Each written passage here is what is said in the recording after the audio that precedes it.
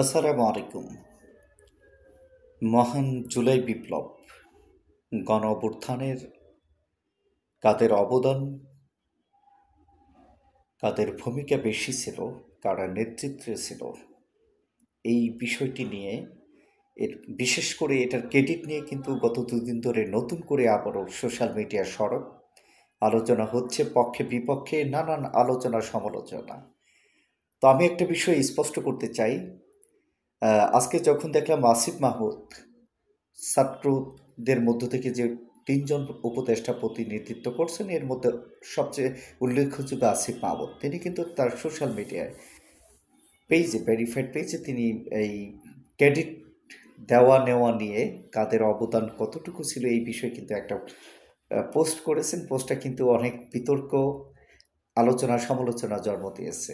তো আমি যে বিষয়টা আপনাদেরকে একটু বলতে চাই যে আপনি জামাত শিবিরকে ক্রেডিট দেন বা না দেন, এই আন্দোলনের পিছনে জামাত শিবিরকে মাস্টার মাইন্ড মানেন বা না মানেন, আপনি যদি ফিরে যান যে জুলাইয়ের সে 31শে জুলাই, 31শে জুলাই পর্যন্ত সরকারের শেখ হাসিনার যত গোয়েন্দা রিপোর্ট ছিল, যত ধরনের গোয়েন্দা তথ্য বিশ্লেষণ রিপোর্ট ছিল, সব রিপোর্টগুলো কিন্তু শেখ হাসিনার কাছে তথা আওয়ামী লীগের কাছে জমা দিয়েছে যে এই আন্দোলনের অগ্রণী ভূমিকা রাখতেছে জামাত শিবির।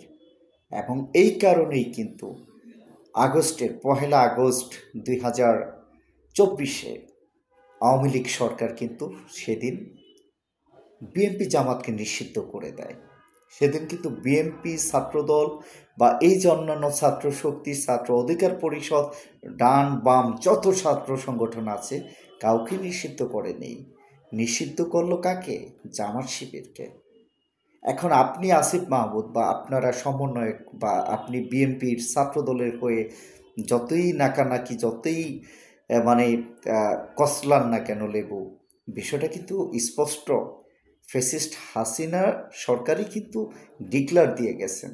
ক্রেডিট তো দিয়ে গেলেন হাসিনা সরকার নিজেই, কারণ যত গোয়েন্দা তৎপর গোয়েন্দা রিপোর্ট ছিল, সেই রিপোর্টের উপর ভিত্তি করে কিন্তু 1 আগস্ট 2024 যে জুলাই গণ অভ্যুত্থানের যুদ্ধের সময় টার্নিং পয়েন্টে কিন্তু এই জামাত শিবিরকে নিষিদ্ধ করেছেন।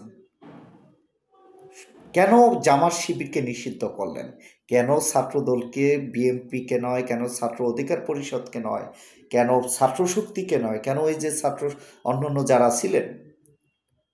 এখন প্রশ্ন আপনার কাছে যে আসলেই এই জুলাই বিপ্লবে, গণ অভ্যুত্থানে কাদের অবদান, কারা লিডিংয়ে ছিলেন?